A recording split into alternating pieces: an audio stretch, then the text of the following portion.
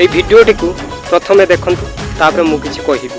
BJD मुखियांकर आउ जने अछंती चहंती प्रतिमा कहंती किए सी आपण मान जानथिबे से जहाँ भी हौ से आपणकर पांडु हंतु बा गांडू हंतु से जीए भी हंतु जो दलर मुख्यमंत्री एमिति सर्वसाधारण रे भाषा कहि पारंती से दलर पूजी नेता माने कौन न कहतु ओडिया अस्मिता कही ए दल सरकार को आसीथिला 17 मास भितर जहाँ कले ओडिशावासी एथिपाई परिवर्तन करी सरकार तुमठू तो से सरकार भल थी। पूर्वतन मुख्यमंत्री नवीन पट्टनायक इंग्राजी किंबा हिंदी भाषिक व्यक्तित्व थिले।